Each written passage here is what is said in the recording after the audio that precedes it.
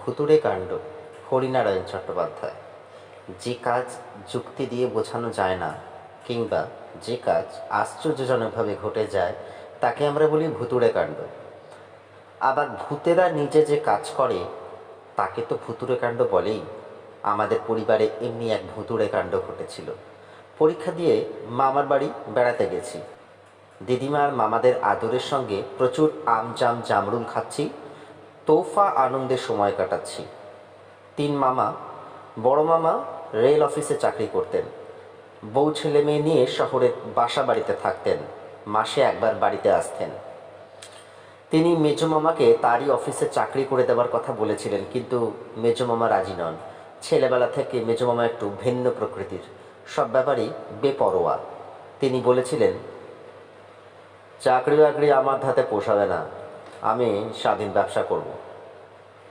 তা মেজো মামা স্বাধীন ব্যবসায় শুরু করেছিলেন। 5 মাইল দূরের মাছের ভেড়ি থেকে মাছ কিনে গঞ্জের হাটে ব্যাপারীদের কাছে সেই মাছ বিক্রি করা। পরিশ্রমের কাজ, কিন্তু ভালো টাকাই হাতে থাকত। ছোট মামা কিছু করতো না, মামাদের চাষবাসের জমি দেখতো আর অবসর সময় জাল দিয়ে পাখি ধরতো, কাঠি দিয়ে খাঁচা তৈরি করতো আর তাতে পাখিগুলোকে রাখতো। তবে বেশি দিন নয়, হঠাৎ একদিন খাঁচার দরজা খুলে পাখিগুলোকে উড়িয়ে দিত। 1 নম্বরের খেয়ালি লোক। আমাদের গল্প অবশ্য মেজো মামাকে নিয়ে। গল্পই বা বলি কেন, একেবারে আমার চোখে দেখা ঘটনা। মেজো মামা খুব ভোরে উঠে সাইকেলে রওনা হয়ে যেতেন। খুব ভোরে, তখন ভালো করে আলো ফুটতো না, রাস্তাটা অনেকটা পাকা নয়, মানুষের পায়ে পায়ে চলা সরু একটু রেখা। বেশ কিছুটা যাবার পর ইউনিয়ন বোর্ডের পাকা রাস্তা। একদিন ভোরেই আকাশ মেঘাচ্ছন্ন, থেকে থেকে বিদ্যুতের ঝিলিক আর মেঘের গর্জন বোঝা যাচ্ছে একটু পরেই ঝড় জল শুরু হয়ে যাবে। মেঘের ডাকে আমিও ভোর ভোর উঠে পড়েছি। উঠে মেজো মামার যাওয়ার তোড়জোড় দেখছি। দিদিমা বললেন, ওরে, এই আবহাওয়ায় আজ না হয় নাই বেরোলি। আকাশের অবস্থা তো ভালো নয়, এখনই জোর তুফান উঠেছে। ঝড়কে দিদিমা তুফান বলতেন। মেজো মামা হাসলেন। তাহলে তো বর্ষাকালে বাড়ির বাইরে যাওয়া যায় না। আমার কাছে বর্ষাতি আছে, কোনো অসুবিধা হবে না। মেজো মামা যখন বের হলেন তখন ফোঁটা ফোঁটা বৃষ্টি আরম্ভ হয়েছে, বাতাসও বেশ জোর। 8 ঘন্টার মধ্যে দারুণ ঝড় উঠল। চারিদিক অন্ধকার, বাজের শব্দে কাক পাতা দায়, সেই সঙ্গে তুমুল বর্ষ। এধারে ওধারে বড় বড় গাছ মরমর করে ভেঙে পড়ল, কি বাড়ির চালা উড়ে গেল, ধসে পড়ল মাটির দেওয়াল। দিদিমার কথাই ঠিক, তুফানই বটে। আমি জানলার পাশে চুপচাপ বসে প্রকৃতির তাণ্ডব দেখছি। একটু পরে দিদিমা এসে আমার পাশে বসলেন, বসে আক্ষেপ করতে লাগলেন। এই দুর্যোগে বাড়ির কুকুর বিড়াল বাইরে বের হয় না, আর এত বারণ করা সত্ত্বেও ছেলেটা রাস্তায় বের হলো। সত্যি চিন্তার কথা। এই ঝড় জলে বর্ষাতে আর মেজো মামাকে কতটুকু বাঁচাতে পারবে? হাওয়ার দাপটে সাইকেল চালানোই মুশকিল। সাইকেল থেকে নেমে যে কোনো গাছের তলায় আশ্রয় নেবেন, তাও নিরাপদ নয়। মাথার ওপর গাছের ডাল ভেঙে পড়লেই হলো।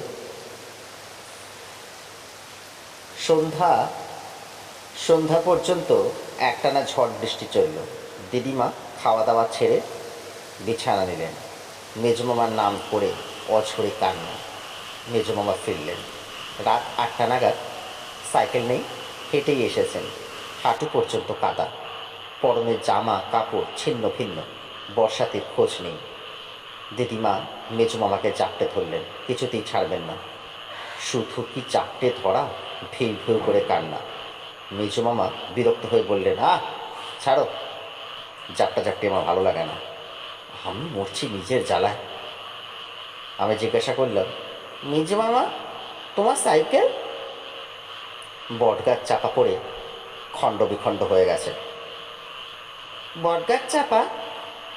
হ্যাঁ, কাঞ্চনতলার কাছে দারুণ ঝড় উঠল, বট গাছের ডাল মরমর করে ভেঙে পড়লো আমার উপরে। সাইকেল চুরমার হয়ে গেল। আমি ছিটকে পড়লাম মাটির ওপরে। এই দেখ না। মেজো মামা চুল সরিয়ে দেখালেন। মাথার এক জায়গায় রক্ত জমে কালো হয়ে আছে। তারপর থেকে মেজো মামা কেমন বদলে গেলেন। মাছের ব্যবসা বন্ধ। সারাটা দিন ঘুমিয়ে কাটাতেন। রাত্রে বেরিয়ে যেতেন। কখন ফিরতেন কে জানে। দিদিমা অনেক বলতেন, কিন্তু মেজো মামা নির্বিকার। শেষকালে দিদিমার নির্দেশে আমি শুতাম মেজো মামার সাথে, অবশ্য আলাদা খাটে। একদিন খুব ভোরে মেজো মামার ডাকে ঘুম ভেঙে গেল। এই, এক কাপ চা খাওয়াতে পারিস? ঘরের কোণে স্টোভ ছিল, তাকের ওপরে চা, চিনি, কাপ ডিশ। আগে আগে ভোরে বের হওয়ার সময় মেজো মামা নিজে চা করে খেতেন। ঘুম জড়ানো গলায় বললাম, তুমি নিজে করে খাও না? মেজো মামা যেন ভয় পেয়ে গেলেন। না, আমি আগুনের কাছে যেতে পারবো না। ভয় করে? ভয় করে কথাটা মেজো মামার মুখে নতুন শুনলাম। মেজো মামা চিরকাল দুর্দান্ত প্রকৃতির, দারুণ সাহস। সেই দুর্ঘটনার পর থেকে মেজো মামা যেন কুঁকড়ে গেছেন। কারোর সঙ্গে ভালো করে কথাও বলেন না। কেউ ডাকতে এলে বলে দেন, বল আমি বাড়িতে নেই। আরও আশ্চর্যের কাণ্ড, মাথার একদিকে রক্ত জমে থাকাটা একই রকম রয়ে গেল। ওষুধপত্র, মালিশ, কিছুতেই কিছু হলো না। অগত্যা উঠে চা তৈরি করে দিলাম। নিজেও খেলাম এক কাপ। আর এক রাতে এমন এক ব্যাপার ঘটল, তাতে একটু ভয় পেয়ে গেলাম। কদিন কুমুট গরম পড়েছে। হাত পাকা নেড়ে নেড়ে পরিশ্রান্ত হয়ে পড়েছে। কিছুতেই ঘুম আসছে না। বিছানায় এপাশ ওপাশ করছি। বহু কষ্টে যাও বা একটু ঘুম এলো, সেটা প্যাঁচার কর্কশ আওয়াজে ভেঙে গেল। ভয় পেয়ে উঠে বসলাম। জানলা দিয়ে ঘরের মধ্যে চাঁদের আলো এসে পড়েছে। কোথাও একটু অন্ধকার নেই। মেজো মামার দিকে চোখ ফিরিয়ে চমকে উঠলাম। আমার মামার বাড়ির সবাই বেশ একটু খর্বকায়। মেজো মামা আবার সবচেয়ে বেটে। সেই মেজো মামাকে দেখলাম, বিরাট চেহারা, দেহ, খাটের বাইরে গিয়ে পড়েছে।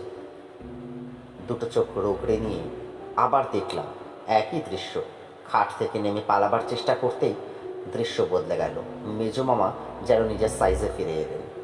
মনকে বোঝালাম, ঘুম চোখে নিশ্চয়ই ভুল দেখেছে, না হলে এমন ব্যাপার হতে পারে নাকি। এ কথা কাউকে কোনোদিন বলিনি, জানি কেউ বিশ্বাস করবে না। কিন্তু পরে যা একটা ব্যাপার ঘটল, তাতে আমি রীতিমতো ঘাবড়ে গেলাম। এক রাতে হঠাৎ ঘুম ভেঙে দেখি মেজো মামা বিছানায় নেই। ভাবলাম প্রাকৃতিক প্রয়োজনে হয়তো বাইরে গেছেন, এখনই ফিরবেন। কিন্তু অনেকক্ষণ কেটে গেল, মেজো মামা ফিরলেন না। উঠে পড়লাম। জানলা দিয়ে বাইরে চোখ ফিরিয়েই বুকের রক্ত হিম হয়ে গেল। মেজো মামা রোয়াকে বসে আছেন, জানলার দিকে পেছন ফিরে। একটু দূরে গোটা কয়েক গাছ পার হয়ে একটা জাম গাছে ছোট মামা জাল পেতে রেখেছে পাখি ধরবার জন্য। জালের এক জায়গায় ফুটো ছিল। ছোট মামা বোধহয় লক্ষ্য করেনি। সেই ফুটো দিয়ে আটকে থাকা পাখিগুলো ফুরুত ফুরুত করে বেরিয়ে যাচ্ছে। মেজো মামা বসে বসেই হাত বাড়ালেন। কি বিরাট হাত! রোয়াক থেকে জাম গাছটার দূরত্ব কমপক্ষে 30 গজ তো হবেই। হাতটা সোজা গাছের ওপর চলে গেল। যেখানে জালের ফুটো সেখানে মেজো মামা আঙুল দিয়ে জালে গিঁট বেঁধে দিলেন। পাখিদের পালানো বন্ধ হলো। আমি আমি বুকের ওপর হাত চেপেও দুপ শব্দ বন্ধ করতে পারলাম না। মনে হলো এখনই অজ্ঞান হয়ে যাব। কোনো রকমে কাঁপতে কাঁপতে খাটের ওপর এসে শুয়ে পড়লাম। কখন ঘুমিয়ে পড়েছি জানি না। ভোরে উঠে দেখি মেজো মামা খাটে শুয়ে অঘরে ঘুমোচ্ছেন। আশ্চর্য কাণ্ড! দরজা ভেতর থেকে বন্ধ। কাল রাতে মেজো মামা যখন রোয়াকে বসে তখন লক্ষ্য করেছি দরজায় ছিটকানি। তাহলে মেজো মামা বাইরে গেলেন কি করে? বন্ধ দরজা দিয়ে ঘরের মধ্যেই বা কী করে ঢুকলেন? ঠিক করে ফেললাম, আর মামার বাড়ি না, কোনো একটা অছেলায় বাড়ি পালাবো। এটাও কি চোখের ভুল?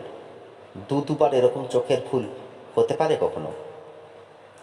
দুপুরবেলা কিন্তু মত বদলে গেল। ছোট মামার জালে আটকানো পাখিগুলো নিয়ে খাঁচায় পুড়ছিল। আমি বসে বসে দেখছিলাম, মেজো মামাও দেখছিলেন। বেশিরভাগ মনুয়া টুনটুনি পাখি, একটা শুধু বড় আকারের টিয়া, গাঢ় সবুজ রং, লাল চোখ, কিছুতেই ধরা দেবে না। ছোট মামার হাতে ঠুকরে রক্ত বার করে দিল। আমি তো তখন দেখছিলামই, আরও একটা জিনিস লক্ষ্য করছিলাম, আর চোখে দেখছিলাম উঠোনে মেজো মামার ছায়া পড়েছে কিনা, আর তার পায়ের আঙুলগুলো উল্টো দিকে কিনা। দেখে হাঁপ ছেড়ে বাঁচলাম। উঠোনের ওপরে মেজো মামার রীতিমতো ছায়া পড়েছে, আর তার পায়ের আঙুলগুলো একেবারে স্বাভাবিক। তার মানে রাত্রে নিশ্চয়ই আমি বিদঘুটে স্বপ্ন দেখেছি। পেট গরম হলে যা হয়, পেট ঠান্ডা করার জন্য রোজ সকালে একটা করে ঢাক খেতে হবে। আর বাড়ি ফিরে যাওয়ার বিপদও তো আছে। এখানে দিব্যি হেসে খেলে বেড়াচ্ছি, আর ওখানে বাবা রোজ 5 পাতা হাতের লেখা আর 10টা অঙ্ক বসাবে। বেশ কিছুদিন অলৌকিক কিছু চোখে পড়ল না। বুঝতে পারলাম নিজের ভয়ে বিকৃত রূপটাই দেখেছি। মেজো মামা যে মাছের ব্যবসা ছেড়ে দিয়েছেন, তাতে দিদিমা খুব খুশি। তার দুশ্চিন্তার অবসান হয়েছে। কিন্তু আমি ভাবি মেজো মামা চলবে কী করে। একদিন জিজ্ঞাসাই করে ফেললাম, হ্যাঁ মেজো মামা, তুমি যে মাছের ব্যবসা ছেড়ে দিলে কি হবে? মেজো মামা চুল আঁচড়াচ্ছিলেন। ফিরে বললেন, কেন, তোর অসুবিধাটা কি হচ্ছে? মুশকিলে পড়ে গেলাম। সামনে গিয়ে বললাম, না, অসুবিধা আর কি, আগে তুমি মাঝে মাঝে বড় বড় মাছ আনতে। আমাকে থামিয়ে দিয়ে মেজো মামা বললেন, ও এই কথা, তোকে আজই আমি বড় মাছ খাওয়াচ্ছি। মেজো মামা বেরিয়ে গেলেন। ফিরলেন হাতে একটা প্রকাণ্ড রুই মাছ নিয়ে। আমি তো অবাক। হ্যাঁ মেজো মামা? এর মধ্যে এত বড় মাছ পেলে কোথায়? মেজো মামা হাসলেন। একজন জেলের সঙ্গে দেখা হয়ে গেল, মাছের ঝুড়ি নিয়ে হাঁটতে যাচ্ছিল। আমার তো সবাই চেনা, বলতেই দিয়ে দিল। দিদিমার আনন্দ আর ধরে না। বটি নিয়ে বসেই মাছ কুটতে বসলেন। আমি কাছে দাঁড়িয়ে রইলাম। রোজ ছাইরঙা একটা উটকো বিড়াল এ বাড়িতে আসতো আহারের সন্ধানে। সেদিনও সে হাজির। বটির পাশে আঁশের স্তূপ। বেড়ালটা এগিয়ে এসে আঁশে মুখ দিয়ে বিকট স্বরে মিয়াও করে উঠল। অস্বাভাবিক স্বর। কেউ যেন তার গলা টিপে ধরেছে। তারপর ল্যাচটা খাড়া করে সোজা পাঁচিলের ওপরে গিয়ে বসলো। দিদিমাও ব্যাপারটা লক্ষ্য করেছিলেন। তিনি বললেন, পেদালটা কি খোলে বলতো? ওভাবে চেঁচিয়ে উঠলো, গলে কাটা ফুটলো নাকি? কিন্তু আমি স্পষ্ট দেখেছি বিড়ালটা একটা আঁশও মুখে তোলেনি। খাওয়া তো দূরের কথা, কেবল শুকেই ওরকম চিৎকার করে উঠল। সব ব্যাপারটা কেমন একটা অদ্ভুত মনে হয়েছিল। এমনকি দিদিমা যখন একটা কলা পাতায় বড় মাছের টুকরো আমাকে খেতে ডাকলেন, তখন আমি একটু ইতস্তত করছিলাম। তারপর মনে সাহস এনে মাছের টুকরো মুখে দিয়ে আশ্বস্ত হয়েছিলাম, না, কোনো গোলমেলে ব্যাপার নেই, দিব্যি সুস্বাদু মাছ। কত অল্পেতে আমরা ভয় পেয়ে যাই। বেড়ালটার ওভাবে চিৎকার করে ওঠার হাজারো কারণ থাকতে পারে। তবে সেদিন থেকে বেড়ালটাকে আর ধারে কাছে দেখতে পাই না। বোধহয় অন্য কোনো বাড়িতে আস্তানা গেড়েছে। এতদিন কথাটা দিদিমা কিংবা ছোট মামাকে বলিনি, কারণ প্রথমত সব ব্যাপারটা নিজেই ঠিক বিশ্বাস করে উঠতে পারিনি। হয়তো হয়তো আমারই চোখের ভুল, কিংবা ভয়ের ছায়াটা রূপ ধরে আমার সামনে এসে দাঁড়িয়েছিল। দ্বিতীয়ত, প্রয়োজন হলেই অলৌকিক কাণ্ড যে কাউকে দেখাতে পারবো এমন সম্ভাবনা কম। তাছাড়া দিদিমাকে নিজের ছেলের সম্বন্ধে কী করে এসব কথা বলি। তবে আমি মনে মনে ঠিক করে রেখেছিলাম, আর একবার এরকম বিভৎস দৃশ্য চোখে পড়লেই মামার বাড়ি থেকে পালাবো। এখানে আদর যত্নের লোভে তো আর বেঘরে প্রাণ দিতে পারি না। বেশ বেশ কিছুদিন সব স্বাভাবিক। কোথাও কোনো গোলমাল হলো না। মেজমামা অবশ্য মাছের ব্যবসায় আর গেলেন না, বাড়িতেও বিশেষ থাকতেন না, কোথায় কোথায় ঘুরে বেড়াতেন কে জানে। দিদিমা জিজ্ঞেস করলে বলতেন, একটা কিছু করার চেষ্টায় আছি, কতদিন আর চুপচাপ বসে থাকবো। তারপরই অঘটন ঘটল। মাঝরাতে বাথরুমে যাবার প্রয়োজনে বাইরে বেরিয়ে দেখি ছোট মামা রোয়াকের এক কোণে দাঁড়িয়ে, একেবারে পাথরের মূর্তির মতো নিস্পন্দ নিশ্চল। আমি কাছে যেতেই আঙুল দিয়ে বাগানের দিকে দেখালো। যা দেখলাম তাতে আমার মাথা ঘুরে গেল। একটা গাছের ডালে মেজমামা পা ঝুলিয়ে বসে। মেজমামা মানে মুখটা মেজমামার, কিন্তু দেহটা বিরাট। মাথাটা প্রায় গাছের মগ ডালে ঠেকেছে, পা দুটো মাটির অল্প উপরে। কি খেয়ে খেয়ে বাগানের মধ্যে ছুঁড়ে ফেলছেন। একটা একটা ছিটকে এসে রোয়াকের ওপর পড়তে নিচু হয়ে দেখে চমকে উঠলাম। রক্ত মাখা হাড়ের টুকরো, সমস্ত শরীর থরথর করে কেঁপে উঠল। মনে হলো এখনই বুঝি অজ্ঞান হয়ে লুটিয়ে পড়ব। ছোট মামা আমার অবস্থাটা বুঝতে পেরে আমার হাতটা শক্ত করে ধরে ঘরের মধ্যে নিয়ে এসেছিল। তারপর দিন 15 কি হয়েছে আমি জানি না, দারুণ জ্বরে আমি বেহুশ। তারপর দিদিমা চেয়েছিলেন আমার বাবাকে খবর দিতে, কিন্তু ছোট মামা অনেক বুঝিয়ে তাকে নিরস্ত করেছিল। ছোট মামা বলেছিল শুধু ভয় পেয়ে আমার এই জ্বর, ডাক্তারেরও তাই মত। এর মধ্যে বাবাকে টেনে নিয়ে এলে আসল ব্যাপারটা তাকে জানাতে হবে। স্বাভাবিকভাবেই কথাটা বাবা বিশ্বাস করবেন এই আশা করা যায় না। অথচ তার পরের দিনই সকালে দিদিমার পোষা ছাগলটা নিখোঁজ। খুঁজতে বাগানের মধ্যে তার ছিন্ন মুন্ডুটা পাওয়া গেছে। চারিদিকে রক্ত মাখা যেসব হাড়ের টুকরো পাওয়া গেল সেগুলো যে ছাগলেরই হাড় সে বিষয়ে কোনো সন্দেহ নেই। কিন্তু এমন কথা কে বিশ্বাস করবে? বিশেষ করে শহরের লোক। মেজমামা নাকি আশ্চর্যভাবে শান্ত হয়ে গিয়েছিলেন। হাঁটুর উপর মাথাটা রেখে চুপচাপ বসে থাকতেন ঘরের মধ্যে। হাজার ডাকে সাড়া দিতেন না। খেতে ডাকলে রুক্ষ কণ্ঠে উত্তর দিতেন, কেঁদে নেই, শরীর খারাপ। দিদিমা যে মেজমামাকে এত ভালোবাসতেন সেই দিদিমা ছোট মামার কাছে সব শুনে মেজমামার ধারে কাছে ঘেঁষতে চাইলেন না। আমি যখন সেরে উঠলাম তখন ব্যাপারটা অনেক দূর পর্যন্ত এগিয়েছে। শোবার ব্যবস্থা পাল্টে গেছে। এক ঘরে আমরা 3 জন শুতাম, এক পাশে দিদিমা, অন্য পাশে ছোট মামা, মাঝখানে আমি। সারা রাত ঘরে আলো জ্বলত। ছোট মামা দরজার ভেতর থেকে ডবল তালা লাগিয়ে দিত। আমরা সবাই জানতাম অলৌকিক শক্তির পক্ষে এ তালা কোনো বাধাই নয়, কিন্তু তবু বারণ করতে পারিনি। ছোট মামা আর আমি এই দৃশ্য দেখবার পর আমি আগে যা দেখেছি সব দিদিমা ছোট মামাকে বলেছে। ছোট মামা বলল, কথাটা তোর ছোট মামা বলল, কথাটা আগেই তোমার বলা উচিত ছিল, তাহলে আরও আগে ব্যবস্থা নিতে পারতাম। কি ব্যবস্থা নেওয়া হবে তাও ছোট মামা বলল, বদরপুর এখান থেকে 2.5 মাইল, সেখানকার ভৈরব রোজা খুব বিখ্যাত, খুবই বিখ্যাত। তার খড়মের আওয়াজে ভূত প্রেত থরথর করে কাঁপে। তাকে পাওয়া একটু মুশকিল। লোকের ডাকে প্রায় ভিনগায় চলে যায়, আর দক্ষিণাও 1 মুঠো টাকা। দিদিমাকে ছোট মামা অনেক কষ্টে রাজি করালো। দিদিমা সব বুঝেও একটু ইতস্তত করলেন। হাজার হোক, ছেলে তো। ছোট মামা বোঝালো, বেশ তো, ভৈরব রোজা এলেই সব বোঝা যাবে। খুব ভোরে ছোট মামা বেরিয়ে পড়ল। বদনপুরে ভৈরবকে যদি না পাওয়া যায় তাহলে অন্য গা থেকে তাকে ধরে আনতে হবে। ছোট মামা যখন বের হয় তখন মেজো মামা বাড়ি ছিলেন না। 1/2 ঘন্টা পরে কোথা হতে ফিরে এলেন। চেহারা দেখে মনে হলো অনেক দূর থেকে যেন ছুটতে ছুটতে আসছেন। হাঁটু পর্যন্ত কাদা, সারা দেহ ঘামে ভিজে গেছে। তাড়াতাড়ি আসতে গিয়ে ফতুয়াটা গাছের ডালে লেগে ছিঁড়ে গেছে। দিদিমা রোয়াকে বসে তরকারি কুটছিল আর আমি পাশে বসেছিলাম। মেজো মামা সামনে এসে দাঁড়ালেন, ঠোঁটের দুপাশে ফেনা। লাল চোখ পাকিয়ে দিদিমাকে জিজ্ঞেস করলেন, ছোনে কোথায় গেছে? ছোনে ছোট মামার ডাক নাম। আমার বুকের দুপদাপ শব্দ আমি স্পষ্ট শুনতে পেলাম। মনে হলো অবশ্যই বটির ওপর পড়ে না যায়। দিদিমা কাঁপা কাঁপা গলায় বললেন, নিজের কি একটা দরকারে গেছে। নিজের দরকার না ছাই। মেজো মামা দাঁত কেড়িমিড়ি করে উত্তর দিলেন, ভাই তো নয়, 70। 70? আচ্ছা, ঠিক আছে। কথাগুলো বলি মেজো মামা জোরে জোরে পা ফেলে বাড়ির চারপাশে ঘুরতে লাগলেন। 2টো হাত পেছনে, কেবল মাথা নাড়ছেন, থুতু ফেলছেন আর ঘুরছেন। ব্যাপার থেকে দিদিমা সাহস পেলেন না। আমার হাত ধরে ঘরের মধ্যে ঠুকে দরজায় খিল তুলে দিলেন। দিদিমার দিকে চেয়ে দেখি তার 2 চোখ বেয়ে জল গড়িয়ে পড়ছে। তার মনের কষ্টটা বুঝতে পারলেন। যতক্ষণ মেজমামা বাড়ির চারদিকে ঘুরতে লাগলেন ততক্ষণ আমি আর দিদিমা ঘরের এক কোণে চুপচাপ বসে রইলাম। কিছুক্ষণ পরে মেজমামাকে আর দেখা গেল না। দিদিমা উঠে জানলা দিয়ে দেখে যখন নিঃসন্দেহ হলেন যে মেজমামা ধারে কাছে কোথাও নেই, তখন আমাকে খেতে দিলেন। নিজে কিছু খেলেন না। ছোট মামা এলে একসঙ্গে খাবেন। আমি খাবো কি? তখনও শরীর থরথর করে কাঁপছে, মনে হচ্ছে কিছু খেলেই বমি হয়ে যাবে।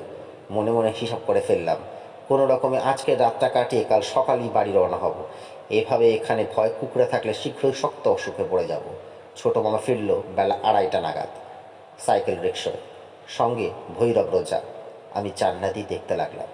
ভৈরবের পরনে লাল টুকটুকে কাপড়, গায়ে কোনো জামা নেই, গলায় অনেকগুলো রুদ্রাক্ষের মালা, দুহাতে রুদ্রাক্ষের তাগা, লাল দুটি চোখ, কপালে সিঁদুরের ফোঁটা, ঝাঁকড়া পাকা চুল কাঁধ পর্যন্ত নেমে পড়েছে। ভৈরব নেমে ঢুকতে গিয়েই থমকে দাঁড়িয়ে পড়ল। বাতাসে কি যেন শুকলো। তারপর ছোট মামার দিকে ফিরে বলল, কেউ গৃহবন্ধন করেছে। ছোট মামা অবাক, গৃহবন্ধন কি? কেউ মন্ত্র পড়ে গৃহবন্ধন করে দেয়, তাতে এই গৃহের মধ্যে কোনো কাজকর্ম করলে তা ফল দেয় না। কী কাজ করবি? যাকে তাড়াতে চাও সেই করবে, কিন্তু তার পক্ষে তো কিছু জানা সম্ভব নয়। ছোট মামার কথায় ভৈরব খুব জোরে হেসে উঠল। প্রেতাত্মার পক্ষে সব কিছুই জানতে পারা সম্ভব। মানুষের চেয়ে তারা অনেক বেশি শক্তির অধিকারী হয়। তাহলে উপায়? উপায় আছে বই কি। তুমি আগে সাইকেল রিক্সাকে বিদায় করো। ছোট মামা সাইকেল রিক্সার ভাড়া মিটিয়ে দিল। ভৈরব পাশে রাখা ছোলা থেকে একটা মাটির সরা বের করল, তার উপর 4টে পাকা লঙ্কা, এক মুঠো সর্ষে, কতগুলো কুশের ডগা রাখলো। তারপর রাস্তার ওপরে বসে পড়ে বিড়বিড় করে মন্ত্র পড়তে লাগলো। মন্ত্র পড়ার সঙ্গে সঙ্গেই সেই লঙ্কা, সর্ষে, কুশের ডগা আমাদের বাড়ির দিকে ছুটতে লাগলো। পেছনে নিঃশ্বাসের শব্দ হতে ফিরে দেখলাম দিদিমা এসে দাঁড়িয়েছেন। তার চোখে তখনও জল। আধ ঘন্টা পরে ভৈরব উঠে দাঁড়ালো। ঠিক আছে, এবার বাড়ির মধ্যে চলো। ভৈরবের কাণ্ড কারখানা দেখে ইতিমধ্যে রাস্তার উপরে গায়ের কিছু লোক জড়ো হয়েছিল। ভৈরবের পেছন পেছন তারা বাড়ির মধ্যে এসে ঢুকল। উঠানে মাটি দিয়ে বেদি করা হলো, তাতে কাঠ, শুকনো ডালপালা দিয়ে আগুন জ্বালানো হলো। ভৈরব সেই অগ্নিকুণ্ড প্রদক্ষিণ করতে করতে মাঝে মাঝে কাঠি করে ঘি ছিটিয়ে দিতে লাগলো, আর সঙ্গে সঙ্গে আগুন দাউ দাউ করে জ্বলে উঠতে লাগলো। ততক্ষণে সাহস পেয়ে আমি রুয়াকে গিয়ে বসেছি, দিদিমা আমার পাশে। ছোট মামা ভৈরবের কাছে তার ফাই ফরমাস কাটছে। আধ ঘন্টা কিছু হলো না, সব নিস্তব্ধ। শুধু ভৈরবের রুক্ষ গলায় মন্ত্রপাঠের শব্দ শোনা যেতে লাগলো, হিং টিং ছট করে তার অদ্ভুত ভাষা। আমি যখন ভাবতে শুরু করেছি যে সবটাই বুঝল কি, তখন হঠাৎ শো শো আওয়াজ, ঠিক অনেক দূর থেকে ঝড় এলে যেমন হয়। পশ্চিম দিকের গাছপালাগুলো ভীষণভাবে তুলতে লাগলো। গাছের ডালে বসা কাকের দল চিৎকার করে আকাশে পাক দিতে লাগলো। একটু পরেই গাছপালার পেছন থেকে মেজো মামা এসে হাজির। চোখ দুটো বন বন করে ঘুরছে, ফুলে উঠেছে নাকের পাটা, মুখে একটা মুরগি বেচারি মরণ যন্ত্রণায় পাখা ঝটপট করছে। মেজো মামার দু কষ বেয়ে রক্ত গড়িয়ে পড়ছে। মেজো মামার সেই মূর্তি দেখে আমি ভয় দিদিমাকে জড়িয়ে ধরলাম। দেখলাম উত্তেজনায় দিদিমাও ঠক ঠক করে কাঁপছেন। মেজো মামা এসে দাঁড়াতে ভৈরবেরও চেহারা বদলে গেল। সে আরও জোরে জোরে মন্ত্র পড়তে লাগলো। আগুনে মুঠো মুঠো কি ফেললো, তাতে আগুন আরও দাউ দাউ করে জ্বলে উঠল। মেজো মামা এগোতে পারলেন না, গাব গাছের তলা পর্যন্ত এসে দাঁড়িয়ে পড়লেন। বিশ্রীভাবে ভৈরবকে গালাগাল দিতে লাগলেন। রাত খাওয়া মুরগিটা ছুঁড়ে দিলেন তার মুখে। মুরগিটা এসে পড়ল আগুনের মধ্যে। কে তুই? ভৈরব চেঁচিয়ে উঠল, আমি দয়াল বাড়ুজ্জে। মেজো মামা আরও জোরে চিৎকার করে বললেন, না, তুই দয়াল নোস, ঠিক করে বল, কে তুই? দয়াল বাড়ুজ্জে মেজো মামার নাম, ডাকনাম টোনা। বলবো না।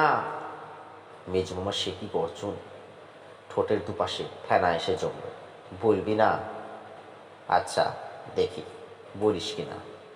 ভৈরব পাশে পড়ে থাকা ঝাঁটাটা তুলে নিয়ে ঘটের ওপরে মারতে লাগলো। সঙ্গে সঙ্গে মেজো মামা আর্তনাদ করে উঠল। মনে হলো ঝাঁটার প্রতিটা ঘা যেন তার দেহেই পড়ছে।